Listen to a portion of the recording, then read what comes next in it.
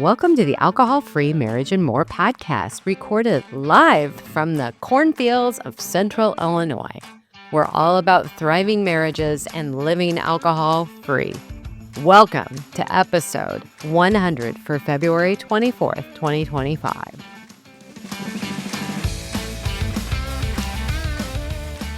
Well, hello there, children. Welcome back for the 100th time.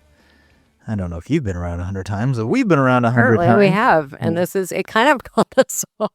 You would think that as you're getting in the 90s that you would be like, we're getting close. Let's prepare for our 100th. Yeah, no, not so much with us. Well, we're also, we apologize for our brief hiatus. We got a little sick. Yeah, we had a plan. We knew we weren't going to be recording that one weekend. I guess that would have been the weekend of the infestation. Well, yeah, but we had plans. We went to a gala, which was fun. Yeah, and we wanted to see. And then we went to see our daughter out of town. So yeah, we got sick. In the middle of the night. Oh my God! The plague hit. It was less than awesome. If you've been one of the lucky ones to influenza A, I believe. I believe that's the letter we chose. We did not get tested, but from all accounts, from all that we have heard and read, anecdotal evidence would suggest. Although I did really miss my opportunity to record some of my sexy Darth Vader voice. Oh my gosh, I think we both were, but yours was incredibly. You were like gravel in there. It was so bad. A coworker's like, "Can you just not talk?" It makes me uncomfortable. And we still have, we both still have the remnants of the cough. The lingering cough that just doesn't go away. It doesn't. It's getting better, but this was the week back. I mean, we were good. We were well this week. Yeah. But man, when you get knocked out like that, and when I say knocked out, 4 days in bed. And both at the same time, which is hugely fun. Because then nobody could be a responsible party. Oh my goodness. And thank heavens. I'm just so happy that we have the most laid back dog. Yeah, she's good at just laying around. We're like, all right, look, we're going to get you fed. Okay, we got you fed. It's time to go back to bed.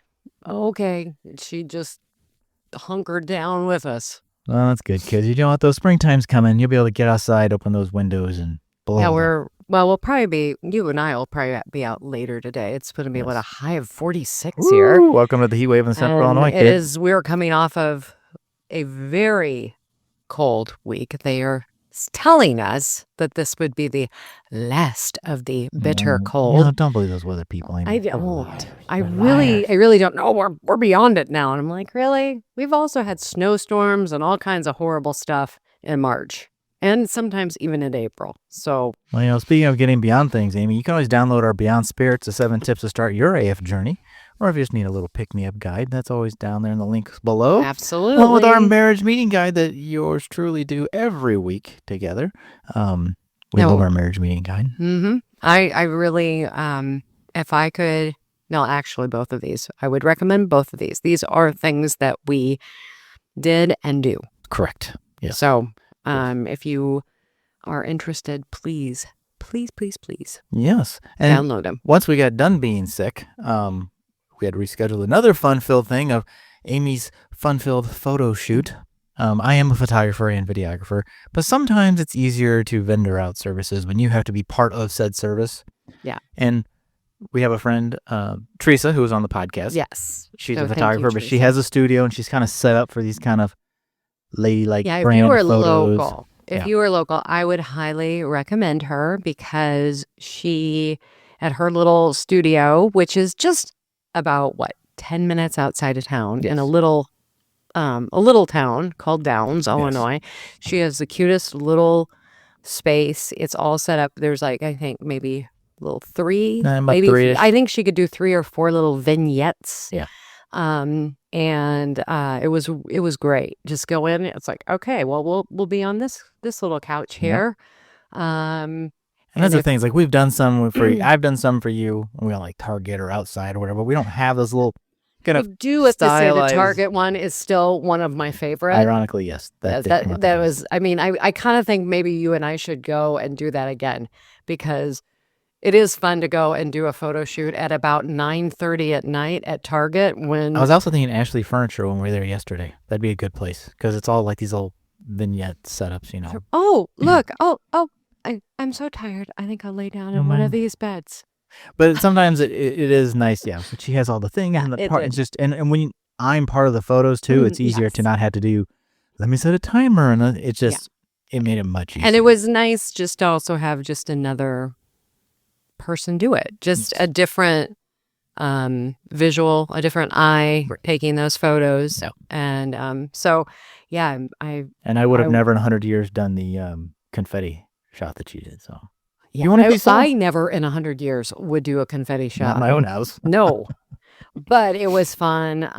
If you want to see some of them, go to joyontheotherside.com. Amy's put some of those up already on her some website. out, and yeah, I'm excited about, and it's going to be using it in my social media, and yeah, so a lot of fun. And again, if you are local, I would highly recommend Teresa. All right, Amy, let's do our drink of the week. Then I want to pose your question you have here. Oh, a drink of the week we just found. It was one of the many. In the preparation, you were like, "Oh, well, it is our 100th episode. Maybe we should have a little celebratory." And this is actually a recipe sent out from the folks over at Spirited who make Spirited 74 whiskey, and then they make a spiced whiskey, and they also have a tequila, I think. But I happen to have the spiced whiskey. This is called their cherry spiced whiskey fizz. So here, cheers. Cheers to 100. It is. They say fresh cherries. It's February in cornfield, so they're frozen fresh. Fresh cherries. Kentucky 74 spiced non-alcoholic whiskey, along with some ginger lemon Olipop. Yes, which we love Olipop. Mm-hmm. The cinnamon spice always is an awesome one. That's one of my favorites. This is a good one. But then the ginger, I think, of the Olipop, the lemon ginger gives a little kick, and then you get some sweetness from the cherries. We should mix this up for next weekend. When we go we're going to go see Dan Hubbard at Hive 309. Oh, well, we could mix it and then have it a little thing, and we can pour them. Right? Pour our own little. That would be a ball. Because this would be a great drink. Because we're going into an event that is bring your own food and drink. So we can clearly bring our own NA drink. That would be fun. Good idea. So yeah, if you have Olipop, I mean, the biggest lift here is getting the Kentucky 74, but it is good. The spiced Kentucky 74 is really, really good. I think this would still be good with just the regular. Oh, the regular? Probably, yeah. Or even if you got one of the... Or I've done a 50-50 mix, too. There's a spiced rum. Not theirs, but there is... We have the Monday spiced rum. Oh, that'd be good, too. That would be a good one with this. But it was just fun, and a couple of little cherries in it. It looks very... And it does look grown up and festive and fun. So... Cheers to us, and Matt's going to share that recipe, so... Yes, it is, So, Amy, you have this question here. I don't know where this came from, where the thought... This was not my question. This was my question. I know. What is it? What is the most unexpected thing that has happened to you because you gave up alcohol? And I think this is kind of timely. I mean, we're at the 100th episode, but you are just over 4 years. I think that's right, yes. AF, I know it's right. You're almost 5 years. I'm almost at the 5-year mark next month. So, I mean, I just thought, you know what, let's put this out here. What is something that, maybe it's not the most, maybe there's a few things, but what is something that is unexpected that you never would have thought would have happened? I would say two things. One, as I've talked multiple times in this podcast, the stomach issues that magically went away that I never in my life attributed to alcohol. That's the biggest one. Mm-hmm. But what did that do for you? Well, right. So the knock-on effect is the freedom. So the freedom from alcohol caused my stomach problems to go away, which gave me freedom in my entire life. So going out to eat, doing things, going places, not having to have my world revolve around where's the bathroom, schedule, all that mess. The lockdown, as I remember. Hold on, I gotta take more Imodium. Lock my system down. Gotta put a bunch of Imodium in my body, and yeah. So that was probably the biggest obvious one. But I think the other surprise is unexpected thing is that at some point in time, I've gotten past like the whole, and I totally support NA drinks, and obviously I love NA drinks. But going places, I'm like, I've gotten over no, I don't, like, if I don't have something, like, we went out to the event. I didn't have anything. I think all I had was water. Like, I don't care. I smuggled in my own Classico. I think, well, I guess maybe I Shoot. think I had a tonic and lime or something. But yeah, I mean, I didn't really, I think that's over time, I just sort of grew out of it. Yeah. I know. And I would have to, okay, for me, I think really stepping out and becoming, I mean, a coach. I never ever, I mean, when you think about this, I mean, to go from loving alcohol to not only going quitting, but helping other people. helping people let go and really diving into all of those different aspects, because it's such a complex and complicated relationship that we have as a society and ourselves with alcohol, to let that go, and then to be in this point where it's like, kind of like, I don't care, I still want to be represented, but I think this passion of, I really feel like we need to be represented. We need to have a space at the table. And I think for me, that's, because I'm here, so back in the day, I don't know if I can trust somebody who doesn't drink. Yeah. How stupid is that statement?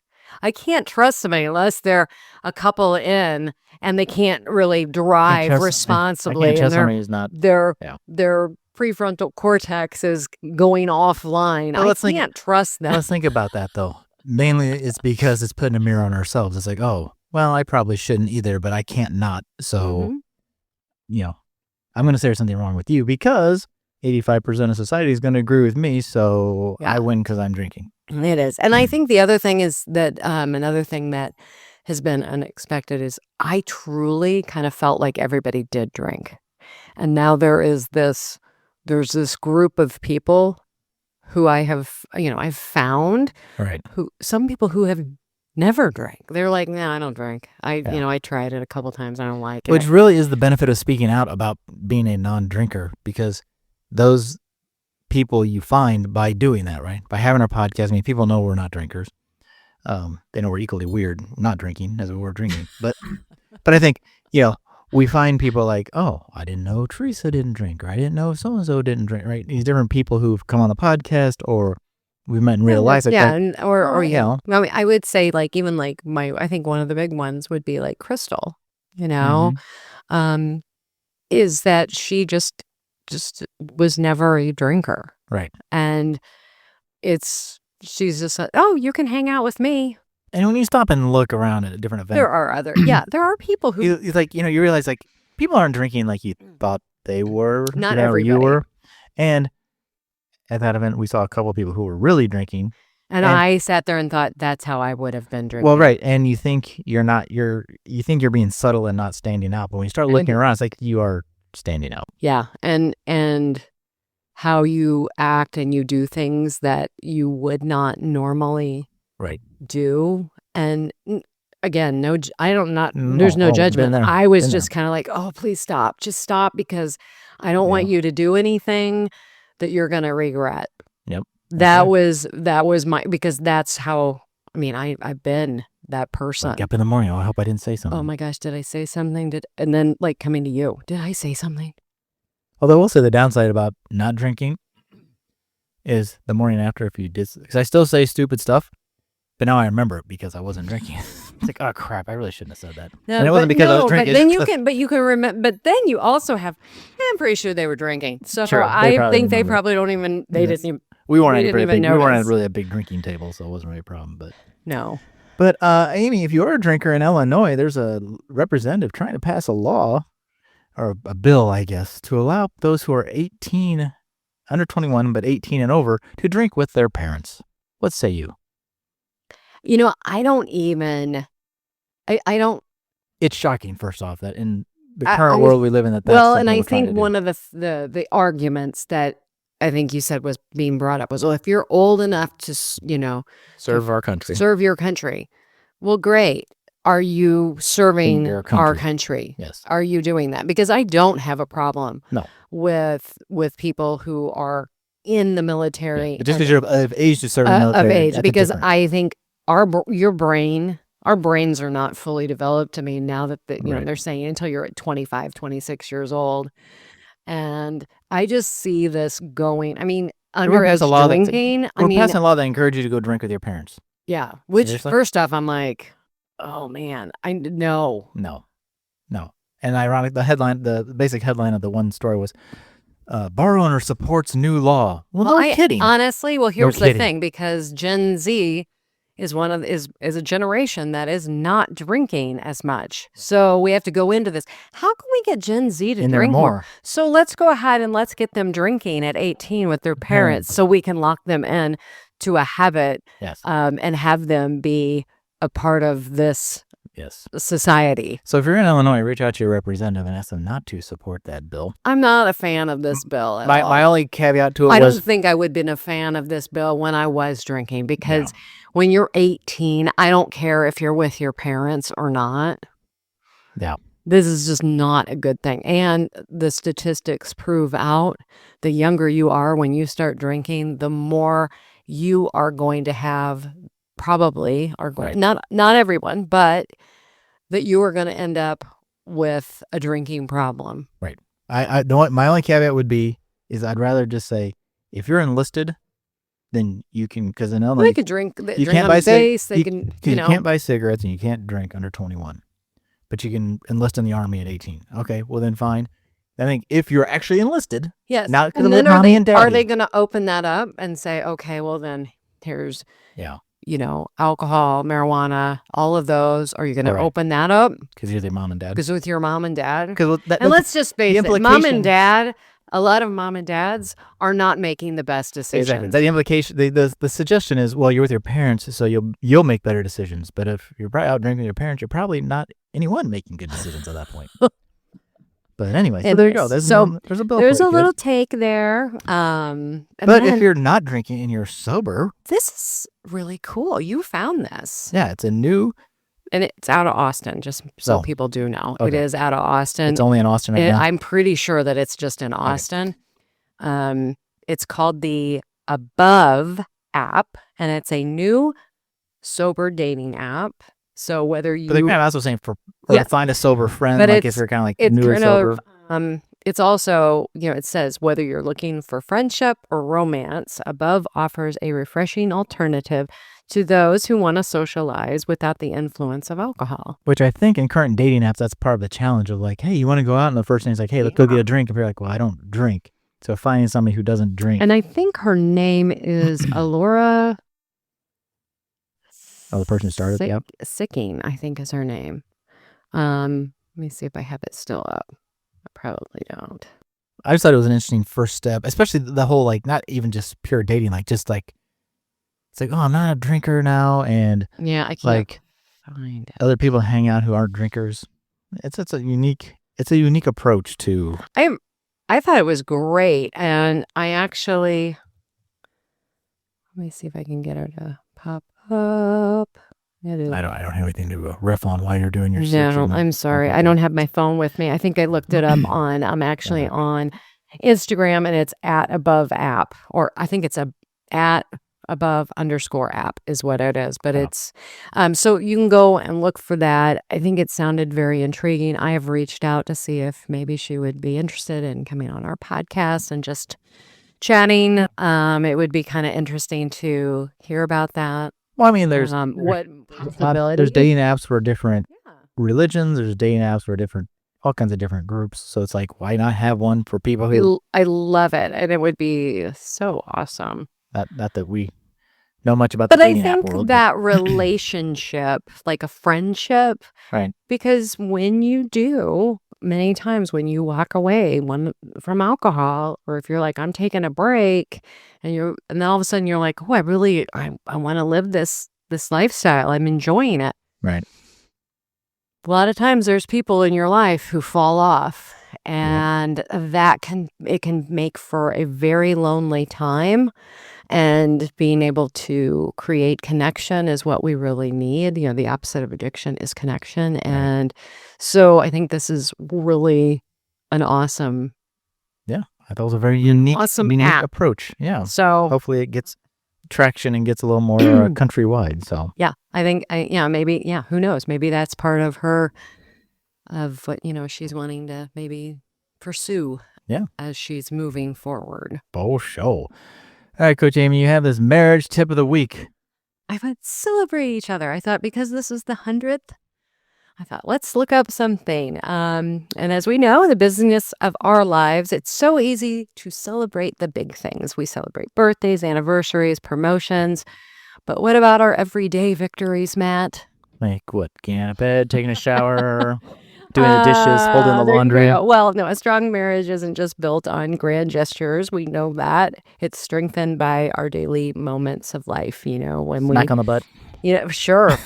Recognition, encouragement, celebration. One of the things that I do with my clients is we celebrate, those wins, the small wins, because those add up. And filling yourself up with celebration, it just helps your mind, your RAS, your reticular activating system, look for the positive. So if you are, down about something and you catch yourself in, like in a bad habit loop or a thought loop, and you catch that thought and you're like, wait a minute, that's definitely a sabotaging thought. I don't have to believe my thoughts. So if you can capture that and then celebrate it, oh my gosh, I caught that.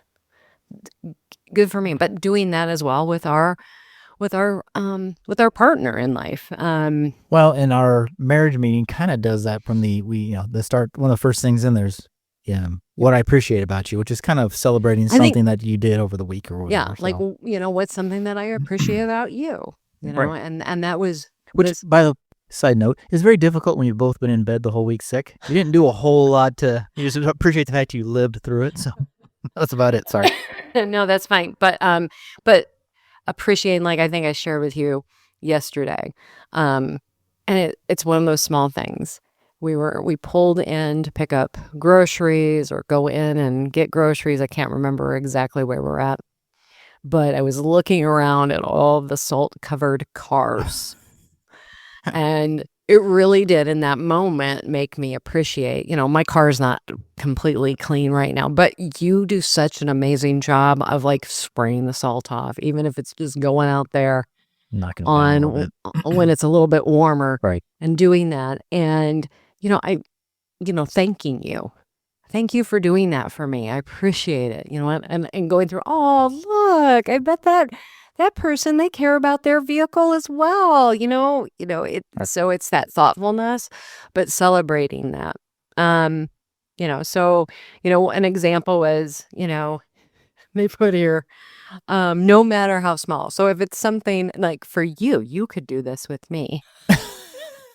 As I'm reading this example, did they unload the dishwasher? It's like, it's just those simple kindness, thank you for doing that, being very appreciative of each other. Like I am appreciative of that. I can't remember, there was something. Did you put your clothes away? Yeah. Which I wish I could put that song in here, but anyway. Put your clothes away, put your clothes up, put your clothes away. I wish we had that when our kids were younger. Right. But I think that, like for me, I think you asked me yesterday, I can't remember what it was, but you said, don't you appreciate that I did this? And I was like, oh yeah, I actually really am, but I can't remember what it was. But shoot, now I can't remember. But just little things. If you can acknowledge it, say thank you, acknowledge it, and I mean, another one, this is another one, just celebrating and laughing and enjoying each other. I think that's another thing. And celebrate the fact that, hey, you know what? We're doing great right now. But I know that we're not going to always be doing great. Yes. So it's like we need to celebrate these times because it also, I think, locks it into our memory. Well, and I think celebrating those, celebrating those moments like that, the small things, help avoid some of the breeding of, not disdain, but that undercurrent of like, oh, they didn't notice I did this, or they don't care that I'm not, So offense. It's like, well, they shouldn't have. it's twofold, right? They shouldn't have to say that, but it does feel good to be told that, or acknowledge that, like, they know, even if they just, it's not appreciation. If it's noticing that, oh, hey, I noticed you did this. Thank you. Yeah. Yeah. Well, and I think another one, it leads to one of the points I wrote here. It says small celebrations lead to deeper connection. When you intentionally recognize the good in each other, you are creating that. I don't want to call it a culture, but I mean, but it's that. I mean, what is our corporate culture here? It's the gratitude, the joy of living our lives together. Well, doing that builds up a habit, right? Mm-hmm. Versus, in the beginning, it's like, oh, I should remember to do that. But if you do it enough, it's like, oh, I remember. It just becomes habit. Right. And it is appreciating somebody and being able to be with them. That's one of the things that I like to do is one of the things I don't like in our living room or our family room is our two love seats. Our two chairs. Our lazy boys. Because we're not like sitting together. We are, and it's kind of like, so I really do like when we have a movie night and we go to the basement and we, cuddle up on the couch together. I mean, oh, Your Honor, let the record show recently you preferred the far end of the couch, though. Like, oh, I like it over here. Well, yeah, I think it's because the couch hasn't broken down, like on the other side. So you're just going to have to come over there with me. Okay. There. But so this week, we just would like to encourage you to commit to verbalizing your appreciation at least once a day.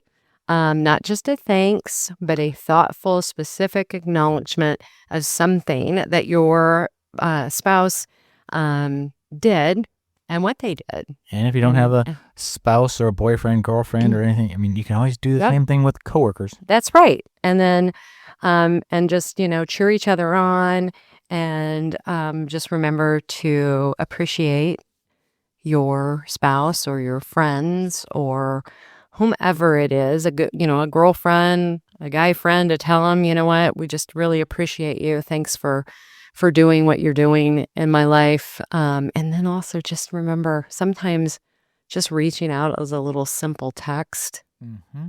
And that's something that I try to do at least once a week with our kids. Hey, I hope your week's going well. I appreciate you. I know you're working hard. And doing that as well with you and I. We do that as well. So, well, because one of the biggest things becomes, well, they didn't reach out to me. The phone works two ways. That's right. It's like, well, yes, but that doesn't mean you can't do your part. Like, I have friends who I know, they're like, oh, I know. And my brother has even said, he even said, thanks for calling or reaching out. It's like, I know I should. I'm just bad at it. So it's not that people don't want. It's not that they don't want to. It's that we have to put ourselves in their position too. We get busy. Right. And we get busy and we forget. Right. And when we have those negative thoughts that come up, oh, they don't appreciate me. Why aren't they reaching out? No, stop that. Take that thought captive. Yeah. And turn it around and go, you know what? I bet they're really busy too. You know what? I actually have time. Right. I'm going to go ahead and reach out to them and just say, hey, how are you doing? I'm thinking about you. Yep. And all that time you spent ruminating about it, you could have reached out. Just reach out. And I think that for me, that trap happened a lot years ago. I remember having that happen with me a lot with friends and stuff. It's like, now I'm like, wow, life is way too short. Right. You know what? I'm going to reach out to them. Why not? Maybe it's simple as sending them like an Instagram reel or something, oh, this is funny, send it to them. I don't know. I know. That could be your thing too. That could be your thing. That could be your goofy connection. We have that too, so. But I would just say, to stay even more connected, download our guide, because that is the start. And there's also a bunch of curiosity questions there too. Yes, that can be fun. Yeah, so. If you don't know what to ask one of those. There you go. Now you never know what you don't know, kids. All right. Well, there you go. That's what 100 years, 100 may feel like that way. 100 episodes get you. This is the second podcast we've made it past 100 episodes on. So look at us go, kids. I knew it. No? Yeah, I love it. So here, honey. Here. Cheers. Here's to 100 more. 100 more. All right, kids. Well, that's it for us for this week. I'm Matt, Coach Amy. Wish you peace and love from the cornfields. And we are out.